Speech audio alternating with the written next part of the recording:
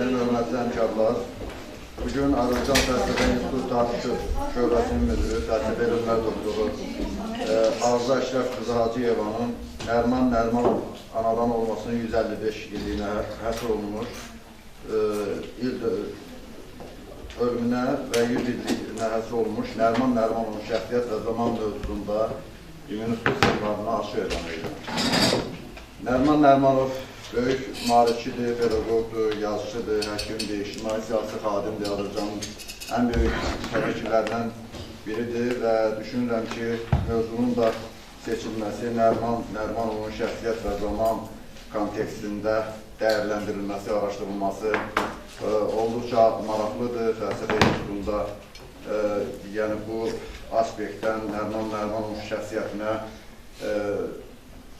işıq salınması düşünürəm ki, məntiqi baxımdan düzgündür. Burada zaman anlayışı yalnız fiziki bir axım deyil, həm də bir Nərmanovun şəxsiyyəti kontekstində bir transformasiya, təkamüldür, inqilabi transformasiyadır.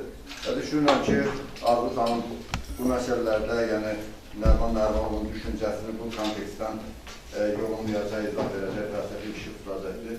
Arzu xanım, buyurun. Merhabalar, birinci növbədə bu günləri elmi seminarına əslində ilk dəfə elmi seminarda iştirak edirəm, ilk məruzəmdir. Bunun tarixi, elmi seminarın mövcud olduğu tarixi ərzində və hamını gələnləri, həm bizim institutumuzun əməkdaşlarını, həm qonaqları, Nərgiz xanım gəlib, Batıranın özündən kimi. Yəni, hamını salamlayıram hər şeydən əvvəl. Qiyaqları ilə Məhəmməd müəllim də dedi.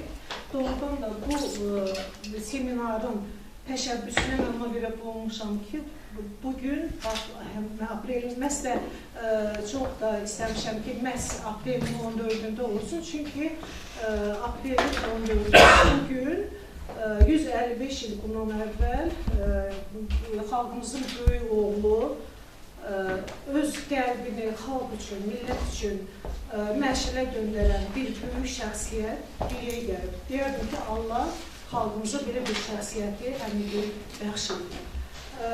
2025-ci il təkcə Nərmanovun 155 illiyi ilə əlaqədar əlamətlər deyil, eyni zamanda daha bir tarix var. Düz 100 il bundan qabaq Nərmanov vəfat edir. Və hər iki tarix böyük şəxsiyyətin həyatına bir də zamanla həm öz dövrü, həm də ki ondan keçən 100 il ərzində, bir əsr ərzində keçən kontekstdə öyrənməsini, yada salınmasını, xatırlanmasını böyük əhəmiyyəti olduğunu məncə şifalıqdan olmaz. Nərmanov dediyim kimi bizlər də burada. Yəni, onun yaradıcılığı, çox fəaliyyəti olduqca çox şaxəlidir.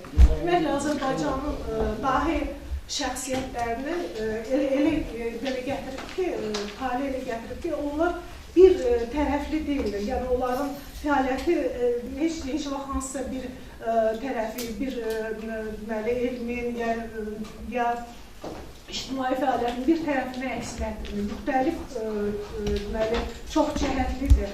Nərmanov da deyirlər, böyük maarifçi idi. Eyni zamanda pedagog idi, alim idi, teatr xadimi idi. Hətta teatrda o aktyorluq da eləmişdi. Bundan başqa dramaturg idi, yazıcı idi, ictimai siyasi xadim idi. Eyni zamanda böyük dövlət xadimi idi. Və bütün bunlarla biz bunlardan hər birinin hansı sahəsini götürsək onun saatlarla danışmaq olar. Oradan da çoxlu da əsərlər yazılıb o mövzularda. İndi mən çalışacağım bəzi məqamları zamanla əlaqədar bəzi məqamlara toxunmağa. Nərmanov elə dedim, elə bir şəxsiyyətdir ki, bütün həyatını o xalqa həsr edir. Onu köləlikdən, cəhalətdən, nadanlıqdan qurtarmaq, bu mübarizə, bütün həyatı keşməkeşli olub və mübarizəyə həsr olunub.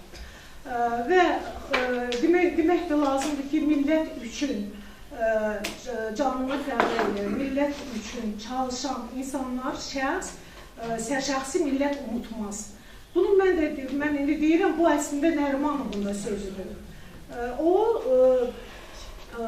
bu sözləri bir məqaləsində demişdi, 1914-cü ildə onun İsmail Kasparovun ölümü ilə əlaqədar 14-cü ilin sentyabrda məqaləsi çıxmışdı. O dövrdə Kasparovu bilirsiniz ki, Türk dünyasının böyük xadimlərindən, böyük ədiblərindən, publisisti idi, yazıcı idi və onun ölümü də Azərbaycanda çox kədərlə qarşılanmışdı, çoxlu məqalələr çıxmışdı və onlardan birini də Nəriman Nərimanov yazmışdı. Onların şəxsi münasibətləri də var idi Kasparovla. O məqaləsinin adı belə idi, Bağçasarayda İmtahan Meydanı. Və bu cümlələrlə başlayırdı ki, İsmail bəy öldü, dilim gəlmir bunu deməyə. Çünki ölüm sözündə bir yoxluq var. Və inkişaf elətdirir fikrini, öz kədərli düşüncələrlə bölüşür və nəhayət gəlir həmin bu sözü deyir ki, biz necə eləməliyik ki, başsız qalmayaq, İsmail Kasparov kimi başqa nəsil insanlar yetişsin. Bunun üçün hər şeydən əvvəl tərbiyə lazımdır və bütün gənclərə tərbiyə vermək lazımdır ki, öyrətmək lazımdır ki, İsmail Kasparovlu xalq üçün nə görür? Milləti canını yandıranı millət unutmamalıdır. Və o iki yol göstərirdi. Burada deyirdi ki, əvvəla İsmail Kasparovun onun əsərləri, onun xidmətləri öyrənilməlidir və gənclərə göstərilməlidir. Bu bir. İkincisi də o deyirdi ki, onun qəbrinin üstündə bir daş qoyulsun. Daş deyəndə biz belə hərfi mənada başa düşmür, yəni abidə qoyulmasını deyirdi ki, onun üzərində bir abidə qoyulsun və o abidədə yazılsın ki, İsmail Kasparovunu deməli unutsa, xalq özü puç olar. Yəni özünün puçluğuna çalışır. Yəni bütün şəxsiyyətlər, hər bir millət öz şəxsiyyətinə qiymət verməlidir ki, o bundan sonra inkişaf edə bilsin. Burada eyni zamanda deyirdi ki, necə ki biz Sabirə bir heykəl qoyub, yəni daş qoya bilmədik deyirdi. Amma doğrudan da 20-ci ildə Azərbaycanda Sovet hakimiyyəti qurulandan sonra ilk heykəl Sabirə qoyuldu. Bunu da Nəriman Nərimanov qoydu bu heykəli. Və onda da indi rahat danışırıq, onda da Sabirə heykəl qoymaq elə asan deyildi. O mübarizə aparmaq lazımdır. Çoxsu deyirdi, gülürdü ki, bir cızmı qaraçını necə qoymaq olar? O amma Sabirin nəhəngliyini, böyüklüyünü hamıya izah edirdi və bu heykəli, o keçmiş, o birinci heykəli o Sabirə qoymuşdu. Və bizdə yaxşı ki, şəxsiyyətlərimizə, bizim dahilərimizə qiymət verən dahilər də var. Nərimanovun millətə elədiyi xidmətlər də boş keçmədi, ona da bir daş qoyuldu deyək ki. Bir abidə qoyuldu, bu abidənin amma Heydər Əliyev qoydu, milli liderimiz. O, deməli, hakimiyyətə gələndə 69-cu ildə, 70-ci illər və çox, deməli, yəni çətin dövr idi, təzə işə başlamış. Bununla belə 70-ci ildə Nəriman Nərimanovun 100 illik yubileyini qeyd eləmək üçün o əlindən gələni eləyir. Ona görə ki, o vaxt Nərimanova millətçi damğası vurulmuşdu, onun dövlətçiliyi şübhə altına alınırdı. Bütün bunlar, bu fikirləri dəyişmək üçün o nə qədər böyük zəhmətlər, əziyyətlər çəkmişdi və nəhayət ki, 70-ci ildə o təntənəli, elə belə iclas o təntənəli bir tədbir keçirdi 70 illiklə əlaqədar. Nərimanovun ev muzeyi yaradıldı və ən əsası isə ona deməli heykəl qoydu. Heykəlin qoyulmanın da bir başqa tarixçəsi var. Onun üçün də o ayrı-ayrı, hətta diplomatik yollara da əl atıb. Yəni Şamiyan ailəsindən olan adamlarla da görüşüb, yəni bilməsinəm. Çünki ermənilər MK-yə çox sayda məktublar göndərirdilər və belə ona heykəl qoymağın əleyhinə çıxışı deyilir, əleyhinə yazırdılar. Amma bu heykəl də qoydu və hər dəfə mən o heykəl, biz hamımız o heykəli bilirik, Nəriman prospektində heykəlin yanından keçəndə fikirləşdim ki, belə baxanda o heykəlin öz müəllifi var, yəni heykəl təlaşı var Cəlal Qarayaldır, memarlar tikiblər, ya orada nə qədər adam zəhmət çəkib. Amma onun, mən deyərdim ki, əsas müəllifi məhz Ulu Öndər Heydər Əliyevdir. Və o heykəli görəndə biz eyni zamanda Heydər Əliyevi bir daha xatırlayırıq. Əslində bu elə xalqın da arzusu idi. Məhz xalqın arzusunu Heydər Əliyev həyata keçirib gerçəkləşdirmişdir. Nəriman Nərimanovun həyatına baxanda bütün həyatı onun ümumiyyətlə insan dünyaya gələndə kim öz atası anasını seçir, heç kəs. Heç kim öz dövrünü seçir, heç kəs. Mən bəyənirəm, bu dövrə gəlmirəm. Yəni, amma elə insanlar var ki, onlar hansı dövrə gəlirlərsə, onlar başqalarının görmədiklərini görə bilirlər. Məsələn, başqalarının tutam ki, ədalətsizliklə barışılır, barışa bilmir. Və öz xəttlərini, öz ideallarını həyata keçirmək üçün çox böyük fəaliyyət aparılır və tarixə, zamana təsir göstərirlər. Bax, Nərimanov da məhz belə adamlardan idi. O özü də yazırdı ki, məsələn, o dövrə gələn, onu ətraf, o dünyaya gələndə nə gördüm? Biganəlik, kasıblıq, savadsızlıq, milli didişmələr, bunun üstündə deməli, göz axıdılan göz yaşları, savadsızlıq, qeyrilik, ətalət və bütün bunlar məni narahat edirdi. Və o, məhz onları aradan qaldırmaq üçün mübarizəyə qoşulub, əlinə gəlib Boris seminariyası qutarandan o, deməli, böyük bir maarifçilik işi aparır ki, insanlar dəyişsinlər, ictimai həyata qarışsınlar. Məsələn, onun fəaliyyəti olduqca böyükdür. Məsələn, Boris seminariyasına məktəblər üçün müəllim hazırlayırdı. Və mən burada elə yer düşmüşkən deyim ki, bu dövrdə baxsam, savadlı adamlar çox idi. Alim Peterburqda, Moskvada alim məktəb qutaran həkimlər var idi, agronomlar var idi, yəni fiziklər var idi. Amma onların heç biri maarifçiliklə məşğul olmurdular. O, bizim əsas maarifçilik xalqın içərisinə gedən, xalqın savadını artırmağa çalışan, millətin, onların təhsili ilə çalışanlar, maarif işığı gətirənlər məhz o Boris seminariyasından çıxanlar idi. Sadə müəllim kimi yetişənlər idi ki, bunun haqqında demək istəyirəm ki, Nərimanovun öz məqaləsi də, bir məqaləsi də var idi. Bu, nə deyir Nərimanov? Üzrə cavan oğlan idi, 24 yaşında. İlk dəfə ermənilərin də, rusların da Bakıda kitabxanaları var idi. Amma Azərbaycanlıları yox idi. Bunun üçün o nə böyükünü biz deyəndə belə sadalayırıq belə. Amma onun hər bir o sadalanan işin arxasında görünən boyda iş var.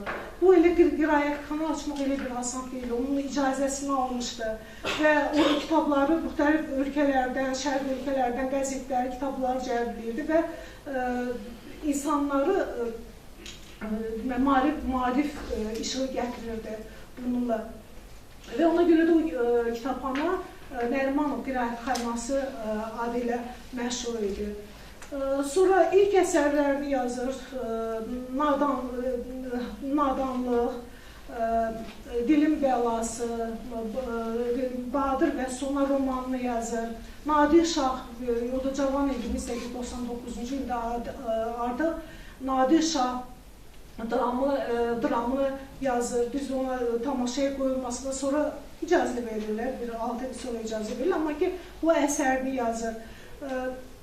hər cür xidmətdə bulunur və bundan başqa elə ailə vəziyyəti edilərdi ki, çoxlu yerdə işləyirdi ki, ailəsini sağlasın. Ailəsi deyəndə onun anası əvvəl, bacısı, sonra qardaşının uşaqlarını bir böyük külfət saxlayırdı və onların hamısını yer eləyəndən sonra biraz qabağa qaçıram və ondan sonra evlənmişdi. 30 yaşında elə o artist, deməli, ali məktəbə getmək üçün attestat ala bildi və 32 yaşında o Odessaya tibb institutuna getdi. Və yenə də niyə tibb institutunu seçmişdi? Elə sadə olaraq qarşısında neçə yol vardı. Ya hüquq sahəsinə gedə bilərdi, təbiət şünaslığa gedə bilərdi, təbiət elmlərinə. Bu asan yol idi, çünki orada cəmisi 4 il və bu müddət, oxuma müddəti 4 ildir və elə də bu dövrdə çətin faktörlər hesab olunurdu. Amma tibb universiteti, tibbə sahəsinə getmək, bu olduqca çətin və uzun müddət tələb edən bir sahə idi, amma onu seçdi. Oğluna məktubda yazır ki, mən ona görə onu seçdim ki, başqa adamlardan, yəni təşkilatlardan kimləsə asılı olmuyor. Bu birinci şərtdir. İkinci də nənəsinin üstünə gətirir. İkinci şərt də belə başa düşmək olar ki, insanların yanında olsun. İnsanların dərdinə çarə tapsın. Daima onlara şəfqət göstərə bilsin. İkinci şərt də bu idi. Mən deyirəm, məsələn, onun insanlara təsirindən deyəndə, məsələn, 80-lar dövrü inqilabı hərəkata o qoşulur və onu tuturlar, heç həkimliyi eləməyə təzə başlamışdı. Onu deməli, həbs edirlər, sonra sürgünə göndərirlər, əvvəl Sibirə göndərirlər, nəysə dəyişib Həştərxana göndərirlər və Həştərxanda bir insandır, həkim, ziyalı. Düzdür, Həştərxana gedəndə artıq sürgündə olanda artıq özü məşhur bir adam idi, çox məşhur idi. Dram məsələləri üzrə təkcə Azərbaycanda yox. Yəni, Rusiyada, Rusiyanın müsəlmanlar yaşayan yerlərində əsərləri orada gedirdi, oxuyurdular. Və onun oraya gəlməyini, Həştərxana gəlməyini belə böyük bayram kimi, Həştərxan əhalisi bayram kimi qəbul eləmişdi. Qəzetlər hamısı yazırdı ki, bir həkimə bizim nə qədər ehtiyacımız var. Onu şadyanallıqla qarşılayırlar. Nərimanov sürgündə olduğuna görə onun hökumət idarələrində işləməyə ona heç bir ixtiyarı yox idi. Və ona görə də özünün mənzilində belə həkim punktu belə deyək də açmışdı və xəstələri həmin orada o qəbul edirdi. Bu onun bir sayəsi idi. Yeri gəlmişkən deyim ki, indiki həkimlərin yanına gedəndə səndən nəsə gözləyirlər, umurlar. Heç kəs belə baxmır. Amma o özü belə öz maddi vəziyyəti o qədər yaxşı olmadığına baxmayaraq, məsələn, xəstədir, yoxsul adam da başa düşür ki, bu dərmanı ola bilməyəcək. Ona bir bax, cibinə, hətta Haqverci belə bir hadisənin onun yanında olarkən şahidi olmuşdur. Cibinə pul qoyurdu ki, bax, gedərsən, orada aptek var, o aptekdən dərmanını alarsan, belə müalicə olunarsan. Yəni, çox şəfqətlə yanaşırdı insanlara. Həmin illərdə Həştərxanda deməli, müxtəlif ictimai təşkilatlarda çalışırdı. Xalq Universitetləri Cəmiyyəti, Şura İslam, maarif cəmiyyətlərində və burada bütün çalışdığı yerlərdə bəzilərində o havayı həkimliyi də öz öhdəsinə götürmüşdü və orada da işləyirdi.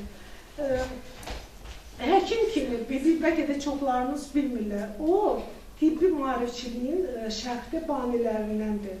Bəlkə də birincidir onların içərisində. Çünki deməli, Həştərxan o vaxtı epidemiyaların olduğu yerdə yerdə yerləşmişdi ki, daima müxtəlif xəstəliklər, epidemiyalar, taun, vəba, nə bilim, vərəm, bütün o pis xəstəliklər hamısı orada geniş yayılmışdı və insanlar buna əziyyət çəkirdi. Və o burada neyindir? Bu həkimliyi ilə bərabər eyni zamanda çox qəzet, mətbuatda, həm tibbi mövzularda, ictimai mövzularda o bir ayrı məsələdir, yəni ictimai mədəni mövzularda, həm də ki, tibbi mövzularda məqalələrlə çıxış edirdi. Həmin dövrdə onun broşuraları çıxmışdı. Məsələn, tibb və İslam, sonra vəba, göz xəstəlikləri və s. və broşürlər və bunu çox əhəmiyyətli hesab edirdi. Çox sadə dildə yazıldı. Çox oxuyursan, sadə dildə, hamıya çatacaq dildə ki, bu özlərini sadə insanlar qoruya bilsinlər bu xəstəliklərdən. Bir fakt deyim ki, məsələn, Meşnikov o vaxtı Pasteur Universiteti, Fransada, Parisdə olan Pasteur Universitetinin böyük deməli alimlərindən idi. O gəlmişdi Həşdərxana. Niyə? Gəlmişdi ona görə ki, Həşdərxan bu ocağı idi, tamıq xəstəliyinin ocağı idi. Bir gedim, elə orada ocaqdan bu xəstəliyi öyrənib. Və o, deməli, Pasteur Universitetinin bir-iki əməkdaşı ilə Dostoyevski gəmisində Həşdərxana gəlmişdi. Sonra onun şərəfinə bilirsiniz də Meşnikov Nobel mükafatı laureatıdır və bir çox elmlərdə o cümlədə tibb elmi sayəsində onun kəşflərinin fövqəladə əhəmiyyəti olub. Belə sadə deyim ki, o qırmızı qan hissəcikləri də onun kəşfidir. Və çoxdur onun belə kəşfləri ki, təsadüf deyil ki, o Nobel mükafatı laureatı idi. Deməli, o gələndə bu təntənənlə qarşılayırlar və maraqlıdır ki, o iclasda Nəriman Nərimanov məhz Şura-i İslam, sonradan bu mürtəci belə də, yəni bir təşkilat hesabı, onun adından Meşnikovu salamlayır və o öz yerindən o tribunaya qalxana kimi adam o qədər böyük nüfuzlu, o qədər böyük hörməti var idi ki, onu tribunaya qədər əl çalaraq, əl çalmaqla müşahidə və hətta Meşnikov da baxır ki, bu belə cavan adamdır da, buna görünən nə qədər böyük hörməti var. Sonra onlar görüşmüşlər, söhbətləmişlər və Meşnikovun ekspedisiyasına o çox yaxından hörmət eləmişdir. Məsələn, Həşdərxanda o quberniya tibb qurultayları olurdu, tez-tez qurultaylar olurdu, o tibbi qurultaylar. O tibbi qurultaylarda iştirak edirdi. Özü də yenə də millətini, yəni müsəlmanları qoruyurdu. Məsələn, orada deyirlər ki, məsələn, erməni həkimlər var idi. Deyirlər ki, bu müsəlmanlar, kalbuklar, qırmızılar orada, bunlar çox belə təmizkar deyirlər də, ona görə də xəstəliklər onlar arasında yayılır. Amma deyir ki, heç belə deyil. İslam dini gündə, bu müsəlmanlar gündə 5 dəfə namaz qılmaq üçün qüsül almalıdırlar. Yəni ki, bu düz deyil bu cür fikir. Sadəcə adət-ənənə var. Hər kəs bir dəsmalı özünü bu adətə görə belə ola bilir.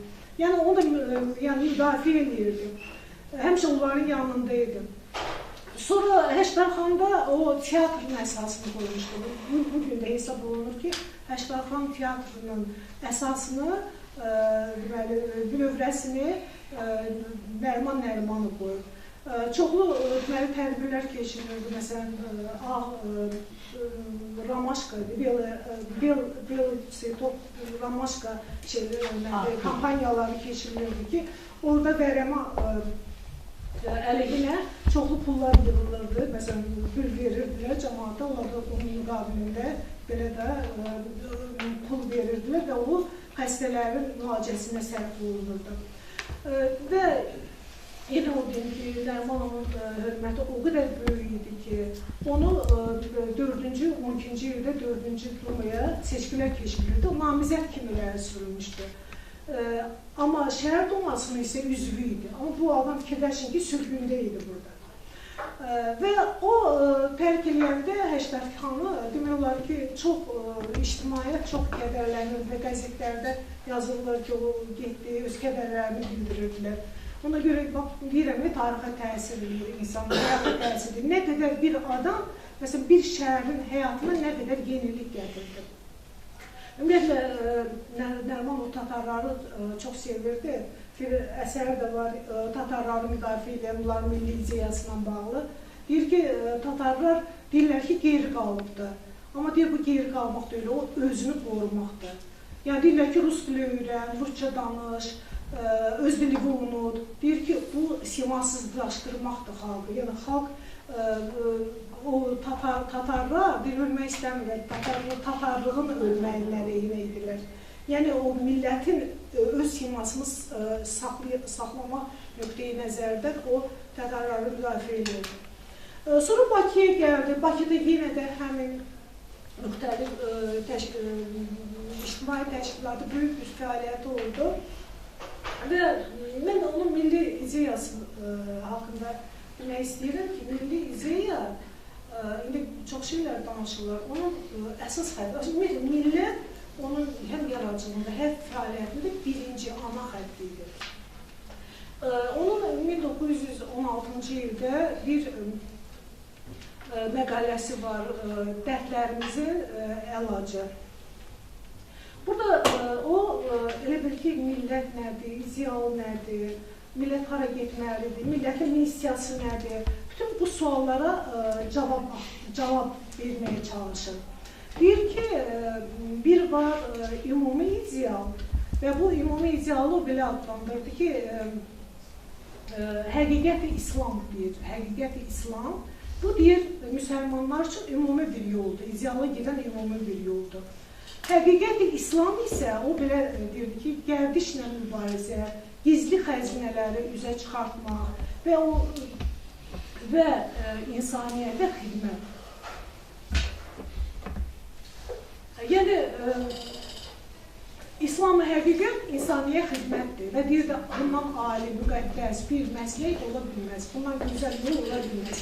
Amma deyir, bu ideala çatmaq yolu elə də asan deyil. Bunun üçün hər millətin özünün şəxsi məsləyi olmalıdır. Yəni, hər bir millət özünü tanımalıdır. Özü ilə o birisi xalqlar arasında, millətlər arasında fərqi görməlidir. Və öz gərək məsləki olsun ki, o ümumi yoluna gedə bilsin. Əgər millət öz hüququnu bilmədisə, özünü tanımadısa, o puç olmağa məhkumdur. Mütləq o deyir, puç olacaqdır. Və deyir ki, bunun üçün isə, xüsusi millətin özünün məsləyi olması üçünsə nə lazımdır? Onun üçün deyirdi ki, milli məktəb, milli mətbuat, milli ədəbiyyat, yəni ana dilində ədəbiyyat. Və demək istəyirəm ki, o vaxtda publisistika çoxları, yəni Nərmanla da yansır, bir çox müharibçilər, xadimlərimiz hamısı publisistika sayəsində böyük fəaliyyət göstərdilər. Onlardan biri də Nərimanov idi. Publisistika fəlsəfəyə nisbətən, fəlsəfə əsərlər elədir ki, onu yazmaq o qədər də asan deyil. Yəni, o asan deyildiyi yazırsan, yəni ona pis, biraz daha tənqidə tuş gəlirdi. Amma publisistikada, bədii əsərlərdə sən gizli fikirlərini də açıqlaya bilirdin. Yəni, o səfir altıdır, onu sən gərək izah eləsin. Fəlsəfədə o birbaşadır. Ona görə də Nərimanov bu sahəyə xüsusi diqqət verdi. Publisistikada nə idi o dövrün? Tənqidlərin göstərilməsi, özünə dərk, milli özünə dərkdən danışır, bu milli özünə dərkin yolu, insanın özünü tanıması üçün, millətin özünü tanıması üçün nə lazımdır? Əvvəl tənqid olunmalıdır, əvvəl hər kəs öz səhvini, yoxsanlarını, qüsurlarını görməlidir ki, onu düzəlsin. Əgər bu qüsurları o görməsə, onu necə düzəltmək olar? Yəni, bu publisistikada xalq, millət özü-özünə bəzəksiz, dürəksiz necə var, elə göstərilirdi. Və bu özünə tənqid məqamında onun təsadüfi deyir ki, o dövrdə çoxsu felyetonla idi yazdıqlarının. Məsələn, Nəriman, başqaları da çoxlu felyetonlar, Üzeyir Hacıbəyərdə, yəni felyeton janrında çox yazılırdı. Məsələn, Nərimanovun Həftənin Fəryadı, hərdən birdən belə seriyalı, rubrikalı, çoxlu sayda felyetonlar var idi. Məsələn, burada çoxlu tənqidlər var. Nə deyirdi? Belə bilir ki, belə səhvdir. Deyir ki, deməli, Schillerdən göstərdik. Yəni, hər bir insan, burada ölüm və həyat məsələsidir. Sən dünyaya gəlməmsən ki, yiyib, içib, yatıb gedəsən. Deyir, onun deməli məqaləsi belə idi ki, yaman adla ölənlər heç bir ad qoymayıb gedənlərdə daha nəflidir, daha hörmətlidir. Ona görə ki, deyir ki, belə məsələn, felyetonun birində göstərir ki, biri tacirdir, səhər durdu, üzünü yudu, yeməyini yedi, getdi dükanına, kontoruna, hara. Sonra günorta oldu, gəldi düşbərəsindən, pitisindən yedi. Sonra yenə də işlədi, biraz yatdı, biraz durdu, sonra gəldi evinə və qəlyanını xoruldatdı, sonra da özü də gedib xoruldayıb yatdı. Sabah da yenə də durdu, həmin yenə dünən bugünkü kimi, bugün dünənki kimi təkrar eynidir. Bu həyatdan nə mənası var? O adamların bir dünya 5 gündür, 5 də puç deyən adamlara qarşı çıxırdı. Deyirdi ki, insan öz nəfsi üzərində qalib gəlməlidir. Və onun bir, məsələn, Şiller deyirdi ki, dünyada əbədi qalır, ancaq cəmaatdır. Onun tərcüməsində cəmaat deyir, yəni xalqdır.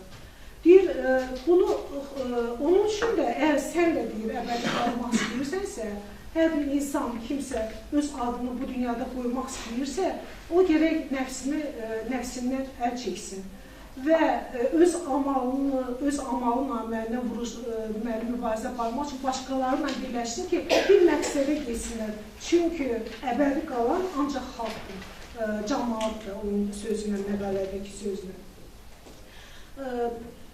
Tənqidlə əlaqədar bir məqamı da toxunmaq istəyirəm. Demək, onun bir hekayəsi var, bəlkə də oxuyan da var. Deməli, hekayə belə adlanır. Bir kəndin sərgüzəştləri. Bu çox maraqlı bir hekayədir. Özdə deyərdim ki, bütövlüklə simvollar rəmzlərin üstündə qurulur. Bu rəmzi açmaq lazımdır. Bir açar olsa, o rəmzi çox gözəl açmaq olardı. Deməli, bu hekayədə bir kənddir, Qafqaz kəndini yazıb. Qafqaz kəndi, bu kənddə deməli 2 məhəllə var. Bu məhəllənin əsasını qoyan keçmişdə onların ata-babaları olub, biri İnəmli, biri Namüsləm və bunlar deməli bir-birinə yola getmirlər. Əvvəldən bir-birindən vuruşurlar, düşmənçilik münasibətindədirlər.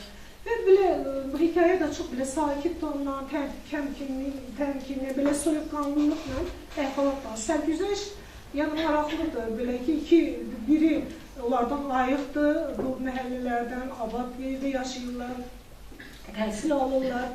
O birilər isə, deməli, yerdə qalıblar, ətalət içindədirlər. Əgər o biri məhəllə bütün deməli, nəsə bir məsələ çıxanda hamısı evliliklə gedirlər, tələb edirlər, nəyəsə. Burada isə bu bir məhəllənin adamları isə bir dənə əmiləri var. Bu əmi də deməli, kəndin ən varlı adamıdır. Və belə yazır ki, güya ki, tənqid edilmir, amma yəni başqalarının malı, borc verir, verə bilməyəndə onun malı, mülkünü alır. Yəni bir əclaf bir şəxsiyyətdir, rəzil bir adamdır. Ona tapşırıblar. Bu da gedir özünün naminə, biraz da bunların işini pişirəsidir və bu, deməli, bu bir məhəllə elə ki, daima təzyiq, tapdaq altındadır. Kətxuda da gəlir, yeni Kətxuda görür ki, özü maraqlı Kətxudanın da bir arvadı həmin o İnəmrə məhəlləsindən idi. Və görür ki, bunlara tərəf olanda ona daha xeyirlidir. Yəni, onlar qadınlarına sataşırlar bu məhəllənin. Həmişə də pis vəziyyətində təsirkar bu bir namüslümlər olurlar. Və deməli, bu hekayədə deməli, rəmz hansıdır? Rəmz bu adlardadır. Erməni bu adları gərək tərsini oxuyasan. İnəmrə ermənidir, namüslüm müsəlman. Gizlin yazıb, yəni belədir. Mən əslində ilk dəfə oxuyanda doğrudan dedim, bu nə adlardır da belə qoyulub. Yəni, biri müsəlman kəndidir və birisi kəndi yox, yəni bir məhəllədə müsəlmanlar, ya müsəlman deyəndə Azərbaycanlılar ilə vaxt müsəlman deyirlər. O biri kənddə yaşayanlar, kəndin o biri məhəlləsi deməli ermənilərdir və bu doğrudan oxuyanda çox belə sənə təsir edir. Ona görə ki, göstərmək istəyir ki, əgər sənin çox zalım, çox yırtıcı sözü də işlədir, yırtıcı qonşular. Yırtıcı qonşun varsa, düşmənin varsa və sən qeyrisən, sən savadsızsansa, bax elə başqa xalqlar səni tapdalayacaq, əzəcək, həmişə təqsirkar tərəf sən olacaqsın.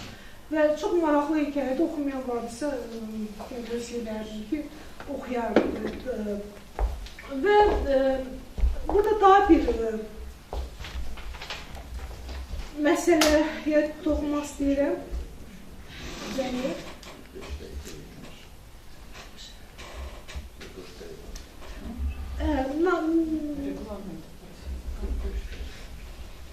Neçə nə qədər vaxtdır məruzə? Yox, təxminən yarım saat idi, amma 40 dəqiqə. Məruzə yarım saatlıq məruzədir, seminarda. 1 saat deyil. 5-10 dəqiqə yekunlaşıb yanı yapıyor. Deməli, burada ana dili məsələsi var, ana dilini Nərimanov göz bəbəyi kimi qurulurdu. Tüm vaxtı türk dili deyirlər, türk dilini Azərbaycanda dövlət dili elan etmişdir və onun geologiya konferansına getməsindən istifadə edib. O zaman qəzetlərdə deməli yazırdılar ki, Azərbaycan məktəblərində Azərbaycan dilində olan fənləri azaltmaq lazımdır, məktəbləri ləğv eləmək lazımdır, dram əsərlərində Azərbaycan dilində olanları azaltmaq lazımdır. Bütün bunlara qarşı gəlir məqalələrlə Makinski Rabochada çox kəskin məqalə yazmışdır. Dedi ki, türk dili dövlət dilidir və buna heç kəs onun dəyərini azalda bilməz. Bir məsələ də deyim, Nadir Şah haqqında. Bax, deyirik ki, 1899-da yazıb da bu əsəri. Amma Nadir Şah əsəri bugünkü gündəmdə çox səsləşir. Bu təsadüf deyil ki, dram teatrında çox tez tamaşaya qoyulur və hadisə olur. Nadir Şahda Nərimanov öz dövlətçilik fikirlərini irəli sürmüşdü. Mən orada Nadir Şah deyir ki, mən hansı dövlət səsləməyinə görə deyirəm, mən məsələdən danışmaq istəyirəm. Deməli, 4 şeyi dəyişmək istəyir, 4 əsas islahatı nə idi? Birinci deyirdi ki, möhkəm dövlət, yaxşı, möhkəm dövşənlərin qabağında dayana bilən dövlət bir olmalıdır, birlik olmalıdır. O birlik olmaq üçün də hər şeydən əvvəl sünnilərlə şiələr barışmalıdır. Bunun qabağında sünnilərlə şiələr barışsın və bu barışmağın o əhəmiyyətli olur ki, Osmanlı dövlətinə münasibətləri yaxşılaşdırmaq olur. Tam elə bir ki, indiki dövrdə, yəni birlik tələb olunur, yenə də Türkiyənin münasibətləri yaxşılaşıb, yəni onun arzusu. İkincisi, deyirdi ki, gerək biz İncili tərcümə edək. Ona görə ki, İncili tərcümə eləsək, biz böyük bir dövlətdir burada, müxtəlif xalqlar yaşayır, müxtəlif dinlərdən olan insanlar yaşayır. Ona görə İncili tərcümə eləməklə biz başqa xalqların da ənənəsini bilərik və ona uyğun hərəkət edə bilərik. Bu da elə müasir dövrdə deyək ki, tolerantlıqdır, yəni tolerantlıq tələb edir.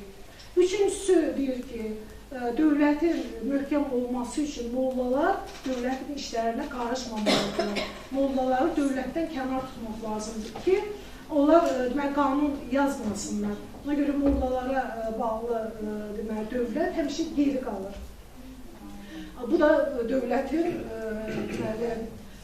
dövlətin dindən ayrılması qanunu bizdə də belədir. Və dördüncüsü də deyirdi ki, əlsiz-ayaqsızdan başqa dövlətdə sayı fərqin olmamalıdır, ya dilənçi olmamalıdır. Çünki deyir, dilənçisi çox olan dövlət puç olub gedər, yəni onun inkişaf olması. Yəni insanların firavanlığına çalışırdı. Bu ideyalar o vaxtdır. Bunu elə bil ki, müstəqillik ideyaları var burada. Müstəqil dövlət ideyaları. Məsələn, Hegel də deyirdi ki, milli ideya üçün, Hegel yoxunu qəbul edir ki, yəni milli ideya olmalı, elə tələb eləmir ki, dövlət olsun. Amma Nərimanov elə o zaman o göstərirdi ki, yəni milli ideya lazımdır. Dövlət lazımdır. Dövlət özünü deməli, millət özünü müdafiə eləmək üçün, saxlaması üçün deməli, dövlətin olmağı çox vacib şərtdir. Bunu deyim ki, sonradan Sovet dövründə də başa düşmüşdülər və 30-cu illərdə yazılan məqalələrdə yazırlar ki, burada türkçülük ideyaları ilə sürülür və müstəqillik meyilləri görsənir. Yəni tənqidlə yazmışdılar, amma ki, bunu belə göstərirlər, düzgün də əslində göstərmişdilər. Əslində, Bolşeviklərin proqramını Nərimanov niyə görə Bolşeviklərə üst tutmuşdur, onu bəyənmişdir, o ideyanı əvvəl başdan qəbul eləmişdir. Çünki yeganə partiya idi ki, onun proqramında yazılmışdı. Hər bir millətə milli müqəddərat hüququ verilməlidir. Hətta ayrılıb öz dövlətini yaratmağa qədər, ona görə qəbul. Amma tarix göstərdi ki, bu belə deyil və elə deyirlər ki, vaxt azına görə mən bir belə qısa eləyirəm çıxışımı. Bəlkə də hamı da oxuyub, onun ucqar ömrünün sonunda yazdığı ucqarlarda inqilabımızın tarixinə dair başqa sözlə deməli Stalinə məktubu, sonra Leninə məktubu, oğluna məktubu. Bunlarda o Azərbaycanın da birincisində sivasızlaşdırılması əleyhinə çıxır. Necə ki, bütün həyatı boyu dedik, millət özünü tanısın, özünlə başqasının fərqini başa düşsün. İndi görürdük ki, Azərbaycanda onu milləti sivasızlaşdırmağa çalışırlar. Azərbaycanlılar qırılır. O qədər, məsələn, qorxmaz idi ki, Arçenikidze deyirdi ki, sən Azərbaycanlıları müntəzəm, şuurlu şəkildə qırırsan. Məsələn, onun stenoqramması var. Bu İvanov'dan mən oxumuşam. O arxivlərin hamısını qaldırıb və verib. Və orada necə döyüşə gelir o, tək başına hər kəs onun üzərinə yeriyir, düz olmadığını deyir, o hər kəsin cavabını verir. Hətta bir məqamda ona deyirlər ki, sən musavatçılar kimi hərəkət edirsən. Bu da deyir ki, hə, yaxşı, elə də yazın, yaz ki, sən halbuki keçmişdə musavat olub, biz sənə yazısına qoyub qalmışdır, mən musavatçıyım, hə, belədir. Hətta istifa ərizəsini də verir, amma nüfuzu Nərimanovun o qədər böyük idi ki, Stalin bir insident tutardı və Nərimanovun istifası da qəbul olundu. Hətta Azərbaycanda öldürməyə qədər, güllələnməyə qədər elə bir sözlər, fikirlər ilə söylürdü. Mən bunu öz-üzlə oxuyarsınız ki, mən tədqiqatçılar haqqında demək istəyirəm ki, Nərimanovun çoxlu, mən Nərimanova münasibət, yenə də zaman kompleksinə deyim, heç vaxt bir məna olmuyor. Bu da onun əslində şəxsiyyətinə əlaqədardır. Bu deyir, çərçivəyə sığmazdır. Hər situasiyada öz fikri olur, başqalarının, əgər bu ideologiya gəlirsə, mən onun təsiri altına düşüm deyildi. Bolşeviklərdən onun bütün məsələlərdə, millətə, dinə və s. münasibətdə onun fikirləri tamamilə fərqli idi, buna görə idi. Və təsəvvür eləyin ki, o görkəmli xadimi idi də Sovet dövlətinin. Bu məqalədən, onun məktubundan sonra o deməli, geri çəkilməyi də hiləgərliklə edirdilər onlar. Deməli, məktub yazır oğluna, oğlunun da 5 yaşı var idi o vaxtda. Ki, gələcəkdə, ümid edirdi ki, gələcəkdə həmin məktubu oxuyar. Və bu məktubda da göstərirdi o adamların simasını ki, bunlar lovğalanıblar hakimiyyətdən, yaxşı insanlar idi, amma hakimiyyətə çıxdılar, indi diktatorluq edirlər. Öz səhvlərini deməkdə qorxurlar. Deyir ki, hakimiyyət insanı körlüdür. Kimin xasiyyətini bilmək istəyirsən, onun daxili aləmini bilmək istəyirsənsə, onu vəzifəyə qoy. Onda görəcəksən, onun iç üzü, onun üzünə çıxacaqdır, üzə çıxacaqdır. Yəni, bu məktubu yazır. Yazır, amma ondan sonra, məsələn, yanvarda yarımçıq qalıb həmin məktub. Tarixi sənəddir, bu gün 2 günə kimi. Və o məktubdan sonra, deməli, martın 4-də Moskvanın, deməli, İttifaqlar evində onun təntənəli 30 illik fəaliyyəti qeyd olunur. 1895-ci ildə nadanlıq əsərini ilk dəfə yazmışdı. 30 il tamam olurdu. Bunu çox təntənələrlə qeyd edirlər. Malı teatrda Nadir Şah deməli, əsərini tamaşaya qoyurlar. Ondan sonra Tiflisdə keçirdilir onun yubileyi. Bu da Tiflisində Gürcistan, Azərbaycanlıları iştirak edirdi.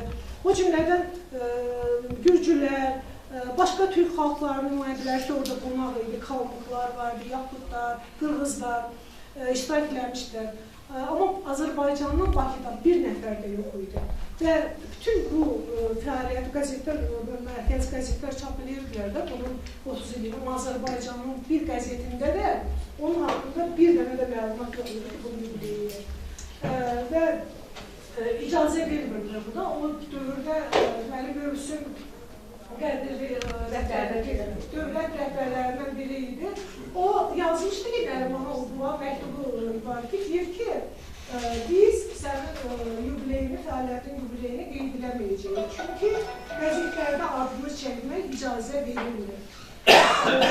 Mən onun tədqiqatçılarından olan görkəmli Həsən Həsənovun sözlərini demək istəyirəm. O deyir ki, onun belə tez ölümündə bilər ki, məlumalıyım, cürbəcür şeylər bilər ki, öldürüklər, sürbəst olur və s. Bir, nə Arjin ola bilsin ki, nə Arjin Kirtsi, o da Mikayanın əli idi bu, nə də ki, başqa ermənilərin əli idi. Ola bilsin ki, bu məktubu oxuyur, o, yəni, ona pis təsir edir. Onun gücü həmişə, çox vaxt dövlətə və tək başına vuruşurdu. Mübarizə var, düzdür, tərəfdarları var idi. Amma əsas gücü xalq idi, onun arxasında duran xalq idi və o xalqdan onu zorla ayırmışlar.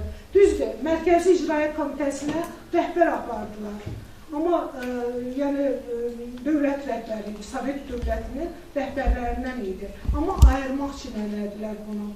Qeyd elədilər yubileyini və nəticə nə oldu və axırda belə, bəlkə də deyir ki, Həsən Həsənov ki, onun ürəyi tutdu, ürəyi bunu qəbul edə bilmədi ki, bütün Rusiya qeyd edir, amma Azərbaycan yox.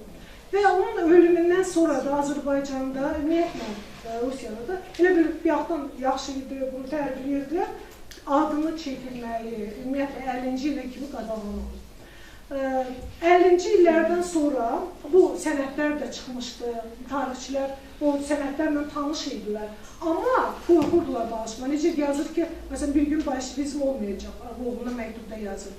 Bolşevizm olmayacaq, bunu necə çıxartsın ortaya bu məktubu? Bu məktubu tədqiqatçılar, məsələn, ilk tədqiqatçı, bugün kitabımla gətirmişəm bura. Bu atam aldığı kitabda evdə bizdə. Vəli Məmmədovun kitabıdır. Bax, ilk kitab ki, ona ilk yazılan əsər budur. Bu balaca bir kitabdır. Bu Vəli Məmmədov bu sənədləri üzə çıxartmışdı və özündə saxlayırdı. Məsələn, o cavan oğlan idi 24 yaşında, götürüb məktubu görür ki, oğlu uşaqmayıb, oğlu bunu oxumayıb. Valnavaxaya getmişdi, Donetski vilayətinə, gedib onun qəbrini tapmışdı. Axşam vaxtı gəlmişdi və fanarda elə bir ki, Yasin oxuyurdu. Bu da fanarı tutub, həmin məktubu o qəbrə üzünə tutub oxumuşdu ki, yəni öz təskinlik tapır, yəni məktub əvvəl axır öz oğluna, o qəhrəmanın icasına oğlu vəfat eləmişdi müharibədə, ona oxumuşdu. Bu, deməli, Vəli Məmmədov bu sənədlərin hamısını özündə saxlayırdı. Yəni, dövlətin idarəsinə ATV vermək mümkün deyildi. Sonra axır, deməli, vaxtlar o bunu Teymur Əhmədov'a verir. Teymur Əhmədov da Rizki Nərimanovun böyük tədqiqatçılarından da ona vermişdi saxlamağa. Nəhayət bu Allah rəhmət eləsin, Teymur müəllim də dünyasını dəyişəndən sonra oğlu bu yaxınlarda həmin məktubu muzeyə verib.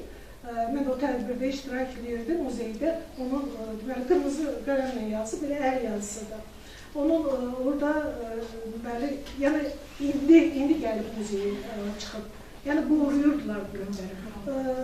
Tədqiqatçılarından, adlarından demək istəyirəm. Deməli, Məhəmməd Qaziyev, Firudun Köçərli bizim institutda, onun ilk yazanlardan, onun haqqında ilk yazanlardan da böyük əsər yazmışdı. Sonra Qaziyev, Məhəmməd Qaziyevdir, çoxdur, Rəfili, Mikail Rəfili, onun haqqında yazır, Qurban Bayramov, sonra bir müasir dövrdə, məsələn, Firdosiyə xanım Əhmədova, o həm də ki, belə vuruşur olan tədqiqatçısıdır, əsr. Mən də Nərimanov şinas hesab olurum, yəni mən də ilk yazılarım Nərimanovdan çox məqalələr çapır. Burada bizim bir nümayəndəmiz də var, Firuzə xanım da, onun milli dövlətçiliyi haqqında kitabı var. Yəni, indi məşğullar və bu doğrudan da bu çox vacibdir. Necə ki, Nərimanov deyirdi ki, bu əsərlər oxunmalıdır ona və heykəlin iki forması vardır. Bir heykəl qoyursan, onun əsərlərini oxumaqla, öyrənməklə və düzgün nəticə çıxartmaqla. Bir də ona heykəl qoyursan. Hər ikisi Nərimanov bir vacib idi və bu hər ikisi də var əslində. Amma indi çox bəzən kimə deyirsən, deyir ki, Nərimanov haqqında belə-belə söyləyirlər. Amma hər fikir söyləməzdən qabaq nəysə, onu hətta eləsi var idi ki, deyirdi ki, ümumiyyətlə tariximizdən çıxardıq, ya belə absurd fikirlər var idi. Sonra onlar da düzdür, başa düşdülər səhvlərinin bir xeylisi. Nərimanov böyük şəxsiyyətdə onu heç kəs əslində tarixdən çıxardılması qeyri-mümkündür.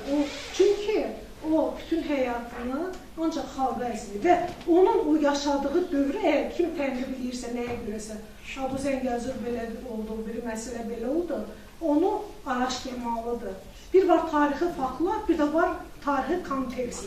O faktı necə ki, adi mətndən bir cümləni çıxardırsa, mənası dəyişir, o kontekstdən də o çətin, qarışıq, heç sərhədlər olmayan bir müddətdə o məsələləri həll etmək, o konteksti, o tarixi öyrənmək lazımdır ki, düzgün bir fikir söyləyəsin.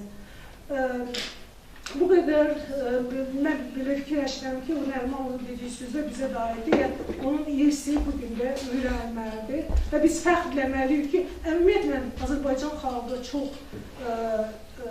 şanslı xalqdır ki, onun belə bir Nərimanov kimi olduqca böyük, mütəfəkkir şəxsiyyətləri olur. Sağ olun, diqqətinizə görə. Təşəkkür edirəm Arzu xanım. Bir saat müddətində Nərimanov haqqında ətraflı məlumat verildi. Bunu Arzu xanımın öz reglamenti olub, bir saat əvvəldən mənəsi. Yəni, buradan elan edirəm, yəni çıxışa yarım saat reglament ayrılsın ki, sonra müzakirələr olanda, müxtəlif aspektlərdən məsələyə baxanda daha belə o deyilməyən tərəfləri, müxtəlif şəxsiyyətlər haqqında, müxtəlif bucaqlardan baxanda daha ətraflı belə təhlil etmiş olur. Keçən dəfə də burada bir, yəni indi seminara, son dövrlər bizdə keçirilən seminarlarda həqiqətən də səmərəli bir belə ortam yaranır, səmərəli nəticə olur. Müxtəlif aspektlərdən yanaşılır, məruzəçinin deyilmədiyi müxtəlif istiqamətlərdən mövzuya işıq salınır və bu da müəyyən mənada bu debat, diskursun inkişafına yol açır və yaxşı nəticələr əldə olunur. Ümid edirəm ki, bundan sonra da qalan zaman ərzində geniş müzakirə olunacaq. İndi seminarın formatına görə suallar, Arzu xanımla kimi suallar xahiş edirəm, buyursun. Mənim suallar. Buyur, buyursun. Arzu xanım, təşəkkür edirəm, minnətdarımı bildirirəm gözəl məruzəyə görə.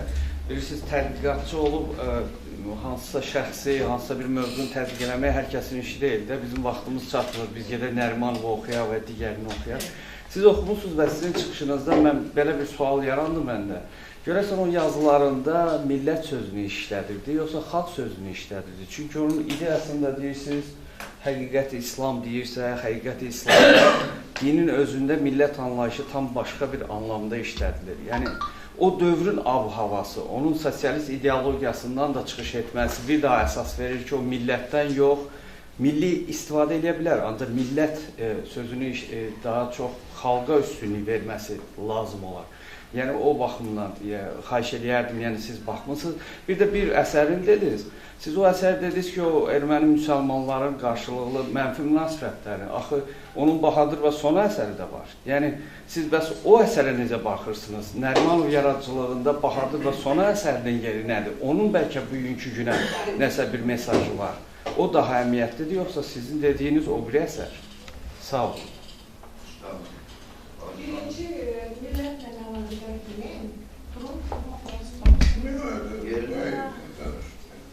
deməli, millətlə əlaqədar o dövrdə tam müsəlman deyirlər. Yəni, millət anlayışı sonradan yaranmışdır. Hətta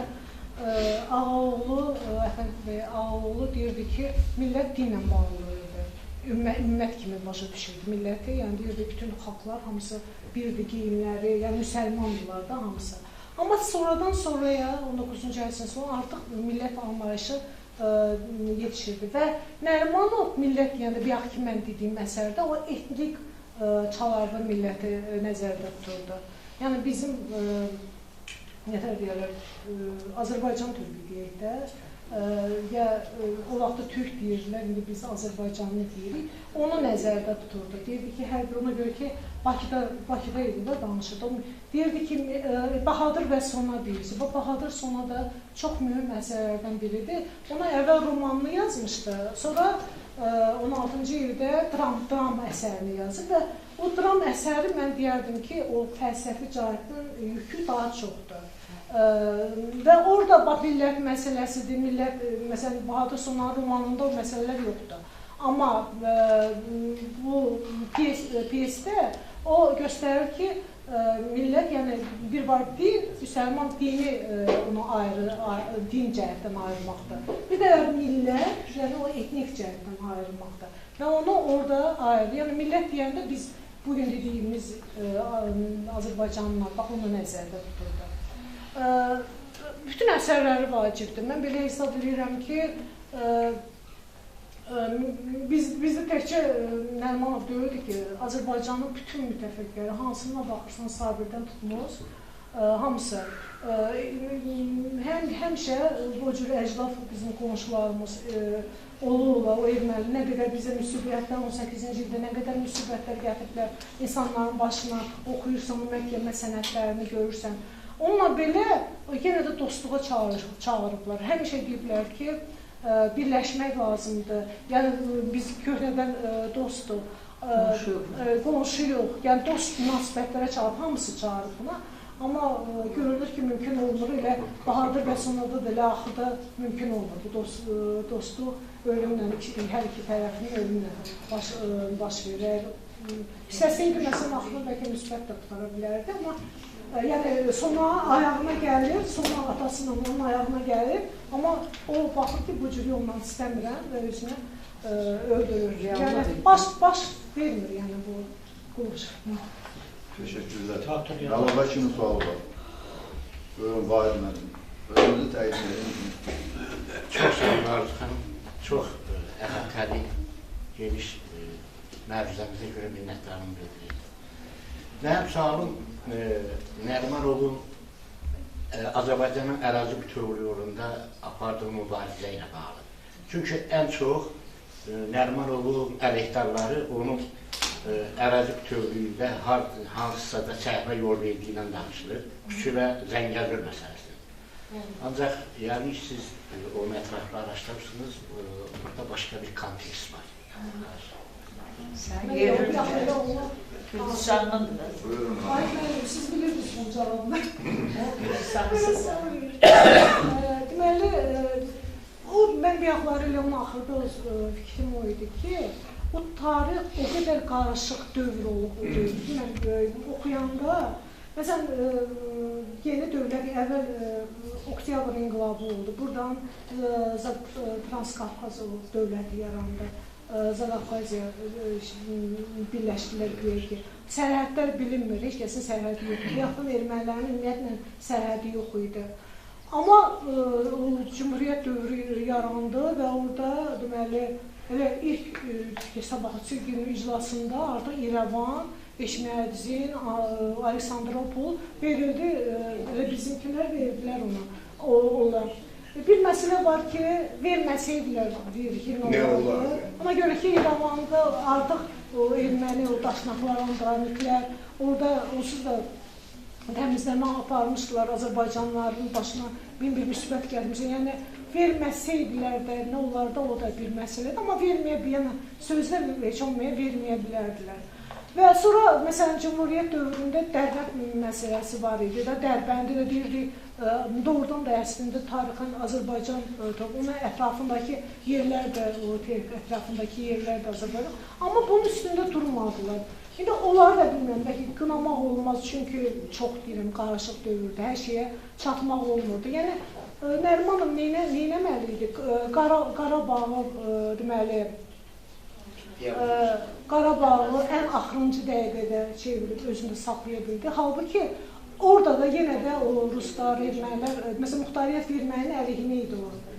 Əlacsızlıqdan o görə ki, onlara muxtariyyət deyirdi ki, həmçinin yazırdı ki, ermənilər bizə istəyirlər ki, Azərbaycanın tabiçiliyində olsun. Onları istəmirdilər, özlərinin bu istəyidir. Amma heç olmaya muxtariyyət verilsə də, yenə də Qarabağ xilas olundu. Və yaxud da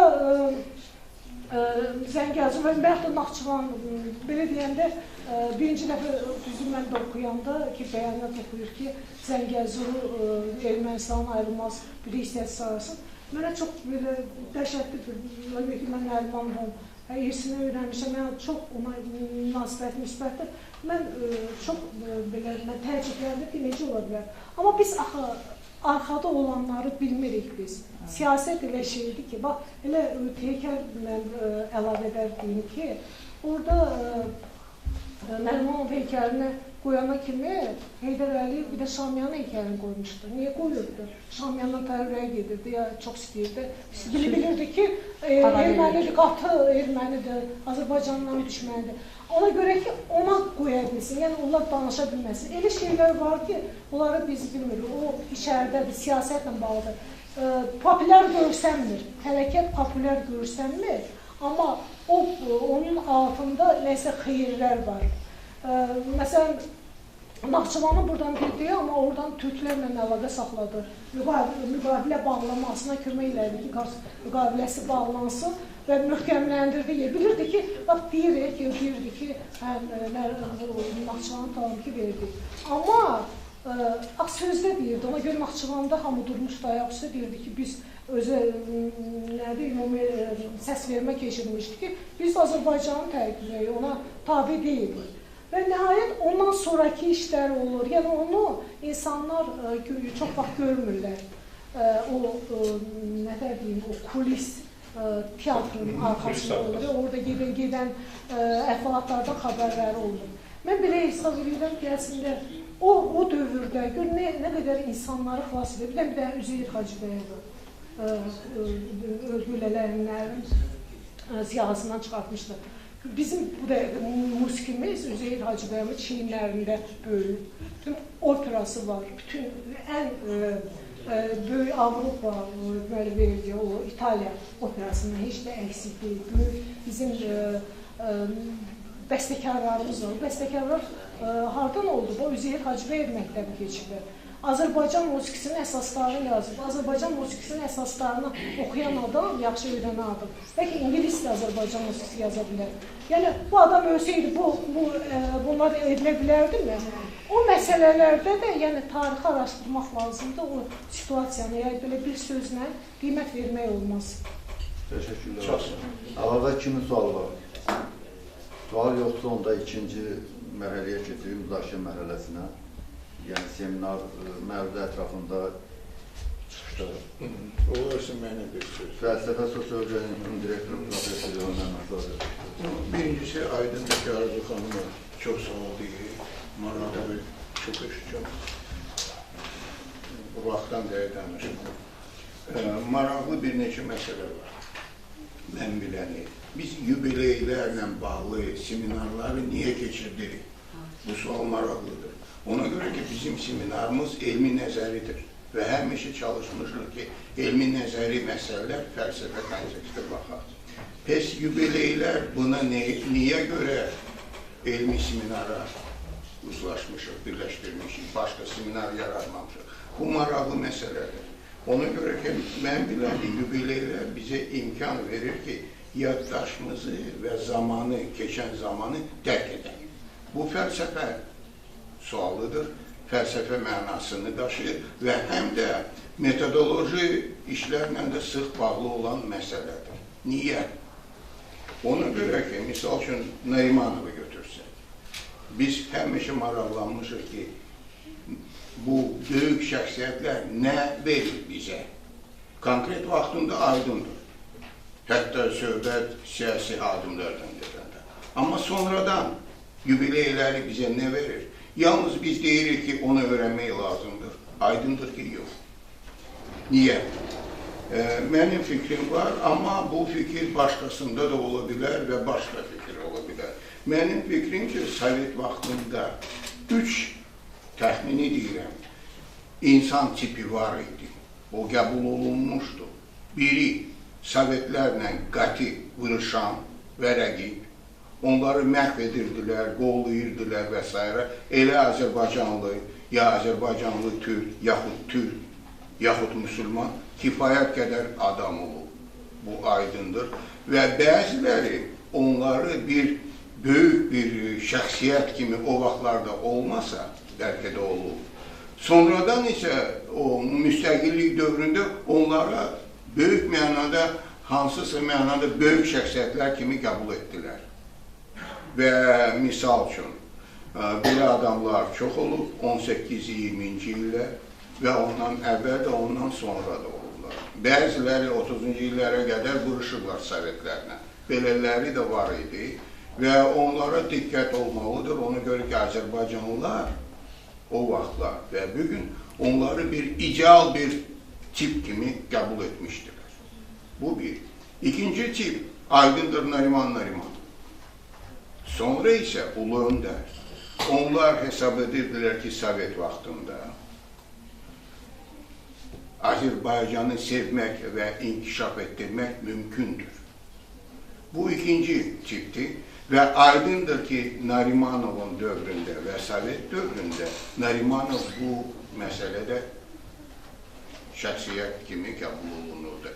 Fərqi yox idi. 30-cu illərdə onu qəbul edirdilər ya yox, 60-cı illərdə qəbul edirdilər ya yox. Və heykəl hansısa mənada onu göstərir ki, Ulu Öndər bu tipi qəbul edirdi və bəlkə də öz həyatını da belə vururdu Sovet vaxtında. Aydındır ki, Sovetdən sonra başqa Ulu Öndər biz gördük. Amma bu Sovet vaxtının Ulu Öndəri aydındır ki, Narimanovun çox böyük bir şəxsiyyət kimi görürdü. Və bəlkə də öz həyatını da elə vururdu ki, bu tipdə. Bu vacib məsələdir. Və üçüncü tip kimlərdir? Adi insanlar, çox deyirdilər onlar, az da deyirdilər. Onlar yalnız özünü fikirləşirdilər. Və onlar yalnız öz cibini, öz qarnını və s. bilirdilər. Beləsi də az deyildi. Bu tip vacib məsələdir. Ona görə ki, onlar bizə imkan verir ki, Azərbaycan xalqını və milləti Sovet vaxtında necə olub, necə inkişaf edib, hansı bəlalardan keçib, onu aydın görək. Ona görə ki, bu tiplər prinsipi, milli tip adlandırmaq olar. Bəlkə də onlar daha çox olub. Amma azı bu 3 tip olub. Və biz bugün tariximizə, Sovet dövrünə baxsaq, biz yaxşı görəcək ki, onların arasında böyüklər də olur, bu tiplərin içində, kiçiklər də olur. Siz deyirsiniz, o 3-cü tipin kiçiyi kimdir? Yaxud böyüyü kimdir? Hələ bil ki, hamı kiçikdirlər. Amma mən fikirləşirəm ki, o 3-cü tipin arasında da bəziləri bəlkə də hansısa mənada öz cibini, öz qarmanı, cibini və qarnını görərkən bəlkə də hansısa işləri eləyiblər və necə deyirlər, neysə Azərbaycana töhfə gətiriblər. Onu axtarmaq lazımdır və o da çətindir. Azı deyim ki, Elmlər Akademiyanın böyükləri, misal üçün Yusuf Mamedaliyev, bu tipli bir, ikinci tipli insandır da. Nərimanov, Sovet dövrünün ulu öndəri, Yusuf Mamedaliyev və s. Onlar Azərbaycana işləyirlər. Halbuki Sovetə də işləyirlər. Hətta bu yubileylər, bəzi yubileylər azı, yaddaş və zamana toxunanda aydın görürük ki, biz Sovet vaxtında belə vaxtı var idi ki, birinci müharibə aparan Sovetlərlə müharibə aparan, faktiki olaraq bəlkə də Azərbaycana və Sovetə vurarkən müəyyən zərbələr, faktiki olaraq bəlkə də Azərbaycana daha pislik gətirirdilər o vaxtlar. Onu fikirləşmək lazımdır, o hasant məsələ deyil. Amma aydındır ki, Nərimanov və başqaları müəyyən mənada Azərbaycanın inkişafına Sovet vaxtında böyük yaxşılıqlar ediblər. Və yadınıza salıram, ulu öndər, konstitusiya, dil və s. Sonra nə qeyd etmək istərdim? Sovet dövrü elə bir dövr deyil ki, yalnız bir şeydən ibarətdir. Onun fərqli düğünləri var, fərqli dövrləri olub. Və bəlkə də biz fikirləşməliyik ki, bugün götürəndə Avropa İttifaqını biz görə bilərik ki, onun intibah dövrü olub. Sonra isə hələ bil ki, biz bugün onun çətin dövründə görürük və nəyə o çevrilib. Bu deməkdir ki, millətin inkişafı imperiyalara yaxud inteqrasiya olunmuş ittifaqlara lazımdır. Amma hansısa məqamda o imperiyanın böyükləri yaxud ittifaqın böyükləri ona fikir vermirlər və ondan onun necə deyirlər problemləri əmələ gəlir. Ona görə ki, misal üçün Stalinin Nərimanova fikri, baxışı bəlkə də o vaxtı göstərir ki, Sovetlər hələ də inkişafda olan bir birlik idi. Amma sonra da əksinə, Sovetlər ittifaqı konfliktlərə, inkişafdan məhrum oldular. Bu maraqlı işlər nə ilə bağlıdır? O, milli dövlətlərdə, o, Sovet respublikalarda hansı insanlar tam vacib bir, ideal bir tip kimi qəbul olunurdular. Və axırda hamı fikirləşdi ki, yalnız müstəqil dövlətlər əmələ gələr. Belə çıxır ki, ideal tiplər müstəqil dövlətlərin və inteqrasiyada yaxud imperiyalarda yaşayanda bu məsələ çox vacibdir. Siz deyirsiniz, biz başqalarında nədir? Başqa dövlətlərdə və s. Yadınıza salıram ki, vaxtı ilə bütün dövlətlər krallıq olub və bu problemlərlə də üzləşir. Üçüncü məsələni qeyd etmək istərdim. Tarix neyi göstərir? Arzu xanım da dedi, tarix göstərir və biz tez-tez oluruq, tek o yox, hamı deyirik ki, tarix göstərir. Biz həmişə fikirləşməliyik ki, fəlsəfədə tarix mənasını çox söz verir. Hansı tarix göstərir? Neyi biz anladıq? Anlamasaq tarixi, heç nə o göstərmir. Əksinə yanlışlıq göstərir. Və bizə bu çox vacib məsələdir ki, fikirləşməliyik ki, tarix özü heç nəyi göstərmir. Biz tarixin köməyi ilə bugünü, keçmişi və gələcəyi anlayırıq. Bu anlamaq məsələsi elə hasant məsələ deyil. Yadınıza salıram ki, bizim bugünkü prezident bu işlərlə çox vacib məşğuldur. Misal üçün, bir çıxışında Adal Universitetində belə bir mərhum işlədir. Biz ermənilərlə Sovet vaxtında çox yaxşı yaşamışıq. Bu maraqlı məsələdir. Biz bugün fikirləşməliyik ki, Sovet vaxtında biz daha çox vırışmışıq, yaxud dost olmuşuq. Yaxud bəlkə də biz dost olmuşuq, onlar isə bizi dost kimi yox, həmişə rəqib kimi qəbul edirlər. Amma bu reallıqdır, bu deməkdir ki, neysə var idi Sovet vaxtında. İkinci məqamı qeyd etmək istərdim. Tarix neysə göstərir haçan. Biz müəyyən mənada onun fəlsəfi mənasını fərqli dövrlərdə görməliyik. Misal üçün, Azərbaycanlılar vaxtilə musulman adlanırdılar. Yadınızı salıram ki, Kaspi Tatarları da adlanırdılar. Amma bunu deyəndə mən başqa şeyi fikirləşməliyəm və siz də aydındır. Axı biz həm şəhərli olmuşuq, həm kəndli olmuşuq. Bunu da unutmaq lazım deyil. Belə çıxır ki, bəzi dövrlərdə vacib məsələ, misal üçün, milli olmaya bilər. Amma bir şəhərdə yaşayan, bir kənddə, bir rayonda, bir evdə və s. bu şeylər var idi və onlar millətsiz olmurlar. Amma onlar ki, millətin də əsasında olan şeylərdir. Millət kimlərdir? Bir şəhərlərdə və kəndlərdə yaşayan adamlardır və vətəndaşlardır. Bunu unutmayaq. Ona görə ki, Sovet vaxtında biz Azərbaycan Respublikasının vətəndaşı olmuşuq.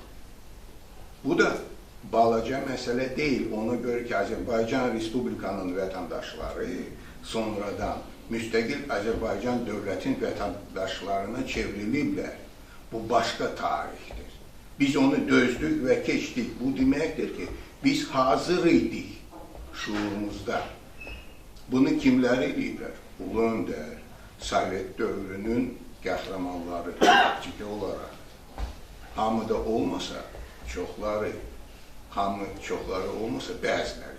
Bu şeyləri unutmaq lazımdır. Başqa məsələdir ki, başqa baxış da ola bilər, başqa metodologiya tarixə də ola bilər. Misal üçün, keçən seminarda başqa metodoloji cəhətdən bizim fayda çıxış edir.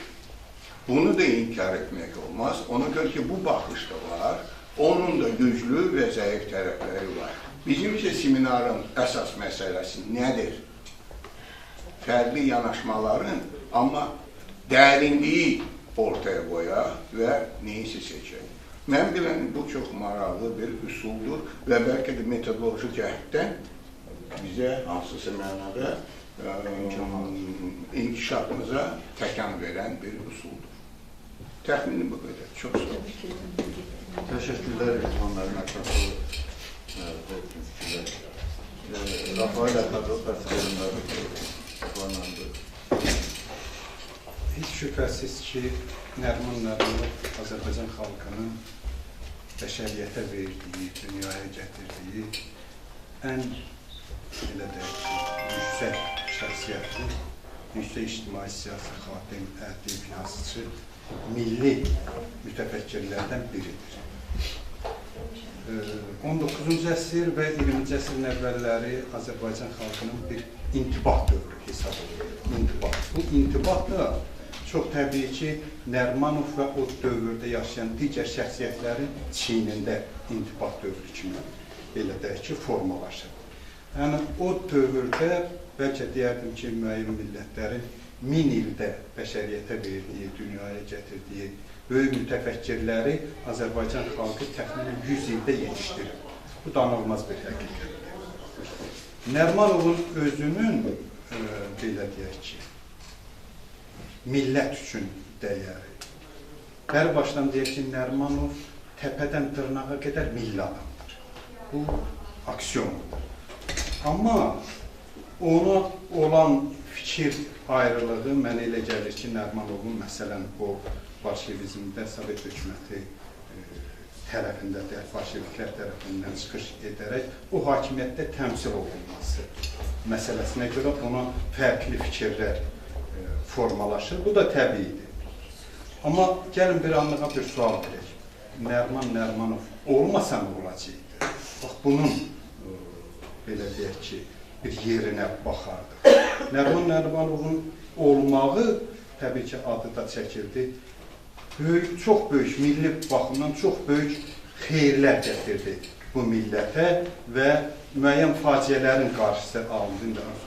Birinin adını çəkdi, Üzeyir Hacıbəyev kimi böyük bir şəxsiyyəti, hansı ki, Azərbaycan mədəniyyəti filan bu şəxsiyyətin çiyinləri üzərində getdi. Amma Nəriman Nərimanovun digər bolşeviklərdən fərqini, məsələn, Ruhullah Axundov, Həmid Sultan Musayev digərlərindən, burada bax, onda müəyyən mənada Nərimanovun yeri görünür. Bir var milli bolşevik, belə adlandıraq şəkli, bir də var kosmopolit bolşevik. Məsələn, Ruhullah Axundov o ərazi məsələsi müzakirə olunanda çox belə rahatçılıqla deyil, verə keçsin də, Qarabağlı, Zəngəzur filan. Özümüzünkilər. Nərimanov onun çox böyük bir əsəblə, nifrətlə deyir ki, torpaq heç kimin şəxsi mülkiyyəti deyil, istədiyi vaxt, istədiyi adam alır. Yəni, Nərimanovun o milliliyi çox böyük iş görür və Nərimanov niyə bolşevik oldu? Bilirsiniz ki, birinci dəfə o Hümmət Təşkilatını milli demokratlarla bir yerdə yaratmışdılar. Rəsulzadə və digərləri yaratmışlar. Amma Nərimanov sonra milli demokratlardan ayrılması Arzu xanımın məsələlərinin səbəbinidir. O sosial demokratların proqramı o qədər cəlb edici idi ki, o dövrdə. O qədər insanı, humanist ideyaları verirdi ki, milli müqəddəratın təyin olunmasından başlamış, hətta xalqın bütün təbəqələrini, yəni Nərimanov xalqın içində olduğuna, xalqın kasıblarından tutmuş bütün siniflərin mənafiyi onun hədəfində olduğuna görə o sosial demokratların da proqramında çox alovlu, humanist proqramlar irəli sürdüyünə görə Nərimanov onu qəbul edir. Amma milli demokratların da əksəriyyəti ilə belə dəstəkliyyətdə deyildi. Məsəl üçün, Əhməd Ağaoğlu Maltadan azad olunandan sonra Əhməd Ağaoğluna məktub göndərir, öz vəziyyətini təhlil edib, müxtəlif formada ona başa salır ki, təkəm, gəl mənə kömək elə, bu millət üçün bir xidmət edir. Düzdür, Əhməd Ağaoğlu əvvəlcə gəlmək istəyir. Nərimanovun məktubuna görə gəlmək istəyir. Nərimanov deyir ki, sənin təhlükəsizliyini də təmin edəcəm ki, bir yerdə bu millət üçün bir iş görür. Sonra Əhməd Ağaoğlu öz xatirələrində yazır ki, mən Atatürk onu çıxartmışdı Malta həbsxanasını. Vəfa borcunu yerinə yetirmək üçün Anadolu'da və Türkiyədə müharibə şəraitində gedib, seçim eləyəndə gedib Atatürk'ə kömək edir. Məqsədi ilə orada qalır. Amma Nərimanovun, yenə deyirəm, əsas qiyməti o zamanın kontekstində, zamanın axarında veriləndə onun dəyəri üzə çıxır. Üzə çıxır ki, onun bu bolşeviklərlə olması sonra bir neçə il müddətində Azərbaycanda da yüksək vəzifədə birinci şəxs olmasının səbəbi elə millətə xidmət və o xidməti də müəyyən mənada edə bildi. Edə bildi. Özünün bəlkə faciəsinin əsası da o milli xidmətləri edərkən formalaşdırdı. Yəni, o dövrdə müəyyən yazılarda da rast gəlirik, bu məsələdən ötəri Leninlə görüşüb, hələ Moskvaya getməmişdən qabaq. Amma Lenin artıq inqilabdan əvvəlki Lenin deyildir. Xəstəlik məsələsi də yox. Lenin artıq hakimiyyətə gələndən sonra tamam dəyişmişdir. Və o qısaca Nərimanova deyir ki, get Orconikidze necə deyir, elə hərəkət edir. Yəni, artıq dövr dəyişmişdir.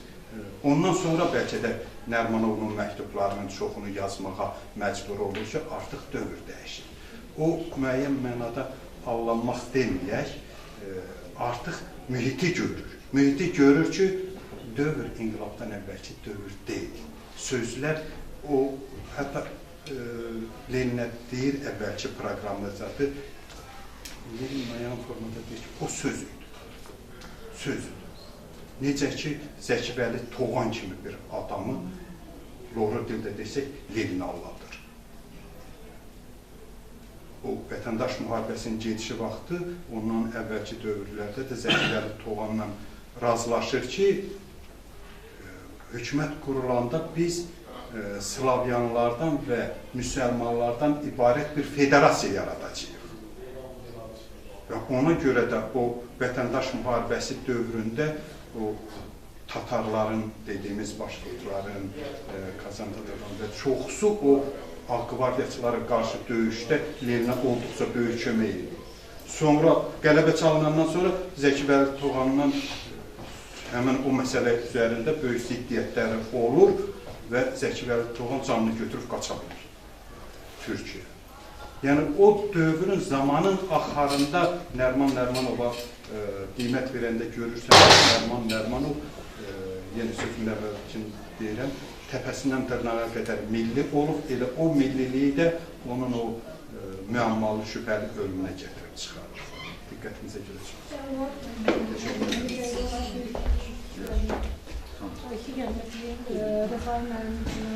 Əhməd bəy Ağaoğlu özü Nərimanovdan xahiş edib gəlməyi.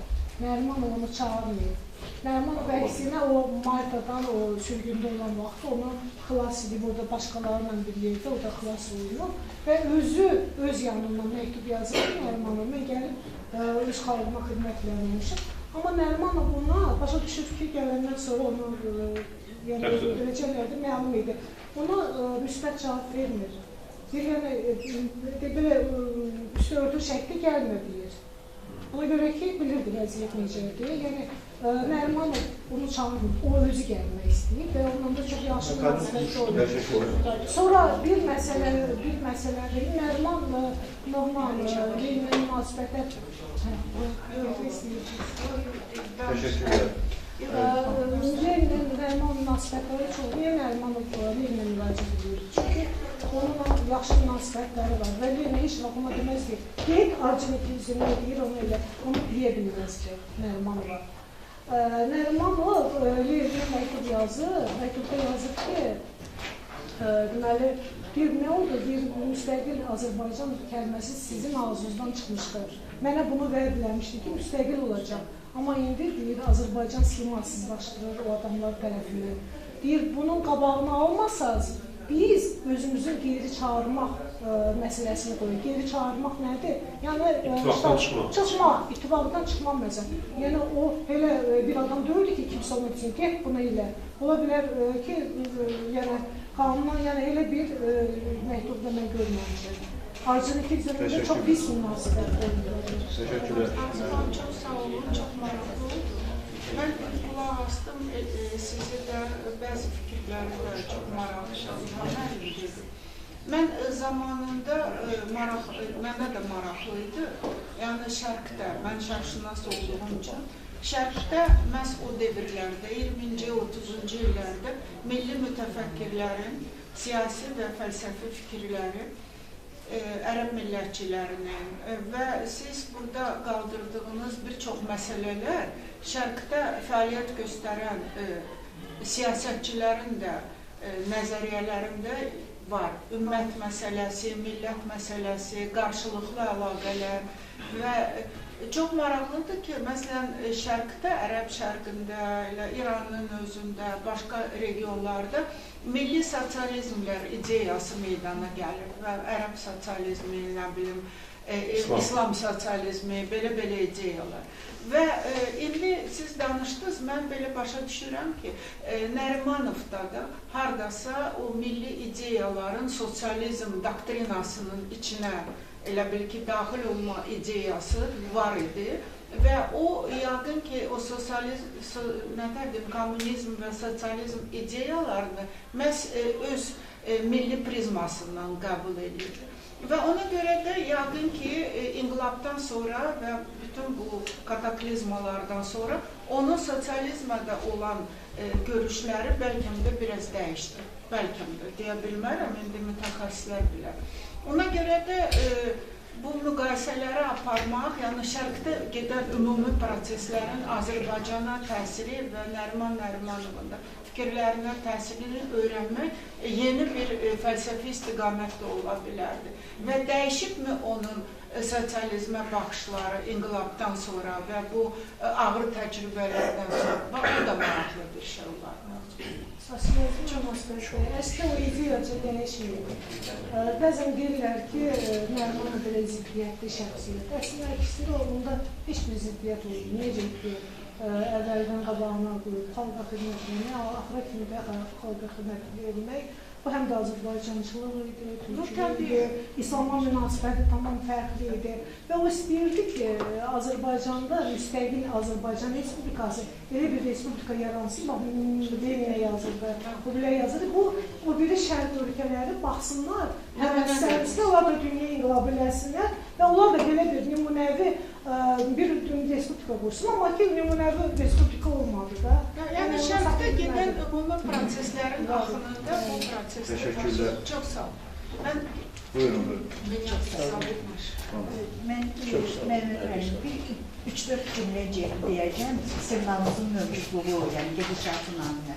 Bugün onu müşahidə elədim ki, məruzəçiyə xeyli zaman ayıranda, yəni o nəzərdə tutduğu məruzənin hamısını sakitliklə sunanda, elə hamısı olmur deməli, bir saat ərzində. Yəni mən çox məmnun qaldım. Biz ona mane olmayanda, məruzəçiyə də, yəni ki, o bildiklərini bizə tamamilə sunanda çox yaxşı bir mənzərə alındı, belə deyim ki. Və sonda Arzu xanımın əslində Nərimanov şəxsiyyəti onu tətbiq etməyən tədqiqatçılar və yaxud da alimlər tərəfindən çox təbəddülatlı görünür. Amma onu tətbiq edənlərin nəzərindən, nöqteyi nəzərindən, aspektindən isə gördüyünüz kimi sistemli, axarlı və ideyalarına, amallarına sədaqətli olan bir şəxsiyyətin həyat tarixçəsini açdı gözümüz önündə Arzu xanım misallarla.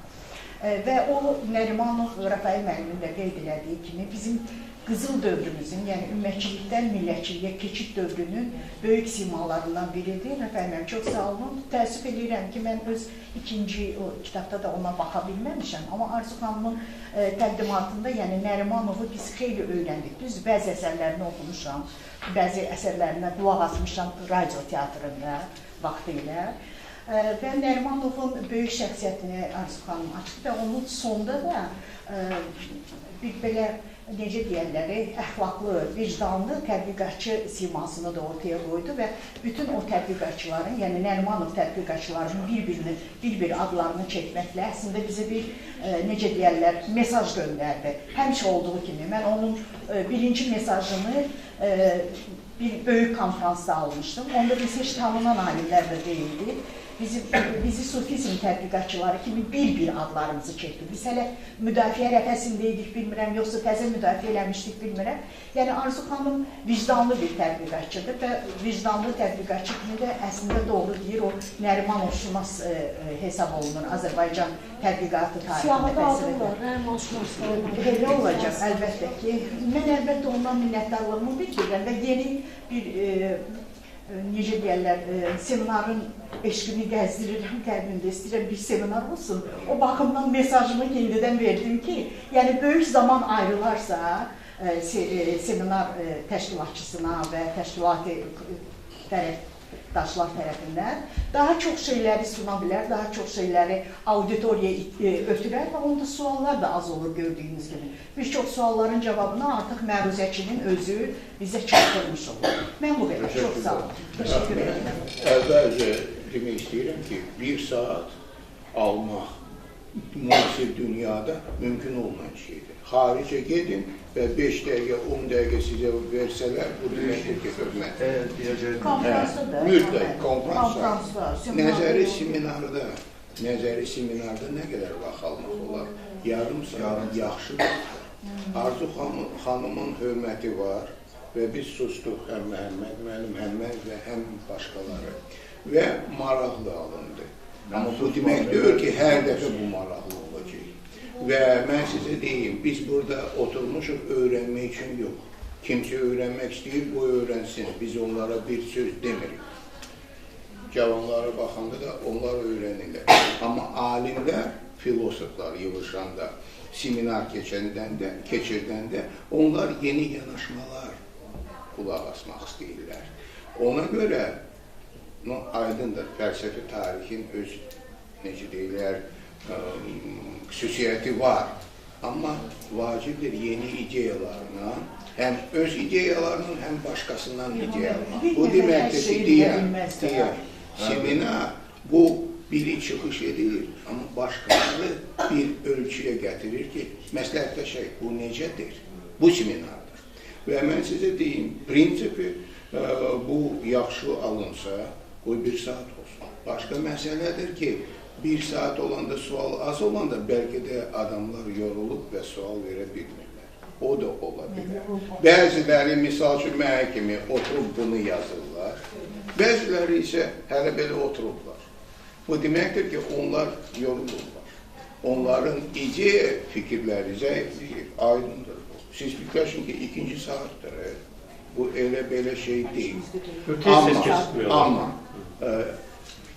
misal üçün, biz niyə tezis istəyirik? Bu yoxlamaq deyil. Bu çalışırıq ki, başqaları tanış olsunlar və hazır gəlsinlər. Və başqa məsələdir ki, olur ki, hazır gəlirik, olur ki, hazır olmur. Və bu reallıqdır. Amma bugünkü seminar mən biləni çox maraqlıdır. Bu, Arzu xanımın, necə deyirlər, məsələyə baxışıdır. Bu demək deyir ki, hamı 1 saat ver və hamı maraqlı olacaq 1 saat. O bir tərəfdən həm də Narimanovdan da, necə deyirlər, aydındır ki, şəxsiyyətdir, aydındır. Təşəkkürlər İlham. Radın Mustafayev, mənə elə gəlir ki, sonuncu çıxışları buyurun. Mən sizə bir daha minnətdarlığımı bildirirəm. Allah'a təşəkkür edirəm. Dediyiniz kimi də metodoloji bir səciyyə daşıyır seminar. Biz həm də bu metodoloji yönlərə də burada istiqamət verməliyik. O baxımdan icazənizlə bəzi fikirlərimi deyim. Hörmətli Nərgiz xanım dedi, ancaq burada iştirak eləmədi. Gözəl xatırlatdı. Orta əsrdə müsəlman şərqində şubilik deyilən bir istiqamət olub. Xalqçılıq deyirlər ona. Ona millətçilik demirlər.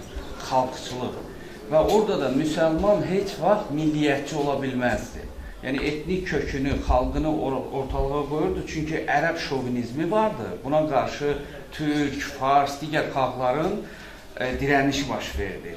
Və onlar ancaq müsəlman ideyasından çıxmırdılar, ümmətçilikdən çıxmırdılar. Yəni o baxımdan o milliyyətçi deyildi. Yəni etnik kimliyini ortalığa qoysun. Belə bir şey yox idi. Və bəlkə də bunun təsirindəndir. Fikir versək, musavatçılar, onlar millətçi idilər, milliyyətçi deyildilər. Daşnaqlar, sosial-demokrat idilər, sonradan ermənilərdən başqa heç kəs qəbul etmədiklərinə görə milliyyətçi oldular. Və bu baxımdan o həmin o milliyyətçi damğasını əldə rəhbər tutur. Bəlkə də faşist tipli. Bəli, faşist tipli, bəli, tamamilə xatırlayırsınız da, bura bizə gəlmişlər qonaq İtaliyadan. İtaliyadan dedilər, siz bizə faşist deyə bilərsiniz, ancaq bizə natsist deyə bilməzsiniz. Çünki Almanlar nasional faşist olublar. Onlar milliyyətçi faşist olublar. Biz deyir, bəli, biz isə deyir, faşist olmuşuq. Bəli, faşizm bizdən yaranıb, ancaq biz milliyyətçi olmamışıq. Yəni bu baxımdan da nə Nərimanov, nə Məhəmməd Əmin Rəsulzadə, digər bizim mütəfəkkirlərin heç birində milliyyətçilik tapmaq olmur. Millətçilik var, ancaq milliyyətçilik yoxdur. Bəs o yarlığı bunlara kim verib? Bunu həmin o bolşevik, sovet bolşevizmi verib. Ki bunları milliyyətçiliklə damğalasınlar və indi sonradan da terminoloji olaraq biz səhv deyirik, millətçi deyirik, millətçiliklə damğalayır. Millətçi yox, onları milliyyətçiliklə damğalayırdılar. Onlar isə ən böyük millətçilər idi. Onlar milli dövlətin tərəfi və bu seminarın bir xeyri də oldu ki, mən Firuzə xanımdan bildim ki, Firuzə xanım milli dövlətin araşdırmacısıdır. Mən çox istərdim onun kitabını oxuyum, əsərini oxuyum. Yəni, bəli, milli məsələ, milli dövlət. Bu da mənim üçün yenilik oldu. Bu da seminarın bizə verdiyi bir tövfədir. Bir daha təşəkkür edirəm. Sağ olun. Təşəkkürlər. Mən dedim, mən ümumiyyətlə yazmaq, mən gördüm ki, Nərimanov'u çox tənqid edirlər. Ona görə mənə maraqlı oldu ki, nəyə görə bu tənqid edirlər? Mən getdim arxivlərə, arxivlərə açdım. Orada gördüm ki, axı bu insanın Azərbaycan xalqı qarşısında nə qədər xidmətlər var. O, gizli şəkildə Narcin adasına gedir. Narcin adasındakı əsirləri, türk əsirləri gizli gətirib başlayır xəstəxanaya. Xəstəxanada onların müalicəsinə nəzarət edib, sonra onları zığa göndərir. Zıqda onları işlə təmin elətdirir. Sonra Azərbaycan dili söz deyilmir. O türk. Ancaq türk dilini keçirər. Niyə deyir ermənilər, erməni, rus, uşaqların sayı çoxdur, türklər yoxdur. Sonra müəllimlərin çatışmağı, türk müəllimləri. Nəyə görə? Sonra dərs saatları. Niyə türk saatlarına az vaxt erməni ruslardan çox dərs var? Bax, bunlar çox məsələlər var. Orada çox məsələlər ümumiyyətlə. Təşəkkürlər. Ben kəşf elədik də, Firuzə xanım da kəşf elədik. Ben bir şey etmək istəyirəm. Ümumiyyətlə, İlham müəllimlə danışdı tiplər haqqında. Mənə elə gəlir ki, bu Nərimanov və Nəriman Əliyev, Heydər Əliyev də bunlar çox unikaldırlar. Ümumiyyətlə, hər bir insan unikaldır, heç təkrar olmaz da. Amma yəni onlar o tipə daxil eləməzdir mən. Nə Nərimanova, nə də ki Heydər Əliyev. Bunlar hər biri öz dövrünün unikal, çox xalqı sevən şəxsiyyətləridir. Qəbul edirəm. Təşəkkürlər. Mən yalnız onu dedim ki, bəzi insanlar vaxtı ilə, Sovet vaxtında onların yolunu keçmək istəyiblər. Mən demədim ki, eləsi o qədərdir ki, imkan yox idi onlar. Aydındır ki, onlar tek tük oldular. Aydındır bu. Amma uşaqlarımız vaxtı ilə onlara oxşamaq istəyirlər. Mən bundan dedim. Təşəkkürlər. Yekunlaşdırmaq üçün bir neçə kəlmə demək istəyirəm. Deməli, Atatürk'ün 100 illinə həsr olmuş beynəlxalq konferansda çıxış eləmək üçün Nərimanovu araşdırmaq məcburiyyətində oldum. Onun ictimai-siyasi həyatını araşdırmaq məcburiyyətində oldum. Və həqiqətən də onun, məsələn, görünməyən tərəfləri o ictimai-siyasi həyatında Radil müəllim millət və xalq məsələsinədir. Orta əsrlərdə onsuz da millət anlayışı yox idi. 18-ci əsrdə millət anlayışı çıxır və bu siyasi anlayış olaraq bir meydana gəlir. Mənə elə gəlir ki, Arzu xanım millətçi yox, milli demək istəyir, yəni millidir, millətə xidmət edən bir şəxsiyyət olubdur. Və mən orada da həqiqətən də Nərimanovun milliliyin bir daha dərk elədim. Məsələn, mən bir epizodu deyim, bu ictimai-siyasi həyata o qədər də yansımır bu Nərimanovun bu xidmətləri. Deməli, o Türkiyə nümayəndə heyətini Atatürk'ün xahişi ilə Bakıda qəbul edir və Lenin də etibar eləmirdi. Atatürk'ün göndərdiyi nümayəndə heyətini qəbul etmək istəmirdi, həm də etibar etmirdi. Və Nərimanov Leninə məktub yazır, Lenin bunu göndərir Çiçerinin üstünə, Çiçerində baxır və təbii ki, Çiçerin Leninə kifayət qədər Nərimanovdan danışlar ötürürdü və qeyri-obyektiv mövqelər sərgiləyirdi.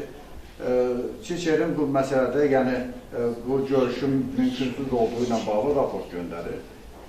Yenidən Nərimanov cəhd edir, nümayəndə heyəti burada, yenidən Nərimanov cəhd edir və Lenini inandıra bilir. Necə inandırır? O məktubun məzmunu belədir ki, deyir, mən bunlarla görüşmüşəm və bunlar şərq cəbhəsində, yəni Türkiyənin nəzərdə tutur, şərq cəbhəsində kommunistlərə kömək etmək ideyasını irəli sürürlər və bunlar məni inandırdılar və mən də sizi inandırmaq istəyirəm ki, bunlar tutduğu mövqedə səmimidirlər və sizin görüşməyiniz vacibdir. Ondan sonra Lenin razılıq verir və həmin nümayəndə heyəti görür. Bu Türkiyənin arxivlərində də bu çox müsbət, mən o fikirləri orada deyəndə, onun araşdırmaçıları da orada bu məsələni müsbət və bizim də bilmədiyimiz aspektlərdə dəyərləndirdilər. Və o Türkiyədə səfir olan adı yadından çıxdı, ondan göndərir Leninin qəbuluna. Yəni bu cür xidmətləri var və mən bir məsələndə demək istəyirəm. Məsələn, onun Sona və Bahadır əsərində sonra kontekstdə əsərdən çıxarılan, tamaşaya qoyarında çıxarılan belə bir cümlə var. Deyir, Sonanın dilindən deyir, yox, o sevə bilməzdi, sevərək öldürə bilərdi. Nə yazıq ki, deyir, onun sevgiyə qərb olmuş ürəyində erməni qan axırdı. Bunun sonra milli ədavət qızışdırmaq məqsədi olduğuna görə kontekstdən çıxarıblar və deməyim odur ki, hətta o belə ağır vəziyyətdə, ağır sosial-ictimai bir şəraitdə belə, yəni o ermənilərin, belə deyək, o erməni qanunu daşıyırdı, ürəyində erməni, o sevə bilməzdi, ürəyində... Sonya'da. Bax belə, yəni onun əsərlərində də bu cür xidmətləri görmək mümkündür. Mənə elə gəlir ki, bugünkü Arzu xanımın məruzəsində, bir saatlı məruzəsində geniş Nərimanovu biz bilmədiyimiz tərəflərdən də belə işıq tutdu ona. İlham müəllimin məsələyə yanaşması çox maraqlı oldu və digər burada çıxışdılar, müxtəlif aspektlərdən münasibət bildirdi. İlham müəllim demişkən, yarım saat ona görə biz belə seminarda reglament məqsədi görürük ki, yəni yerdə qalanda müzakirələr müxtəlif aspektlərdən məsələyə, yəni bir sürü səviyyəsində olanda daha maraqlı olur, daha belə deyək ki, yetkin bir nəticəyə gəlib çıxır. İndi bu günlərdə mənə elə gəlir ki, vaxt, zaman oldu müəyyən belə müzakirə aparmağa, amma gələcəkdə o yarım saatlıq reglamenti nəzərə alınmalı. Təşəkkürlər, növbət seminarı. Hamı çox sağ olun.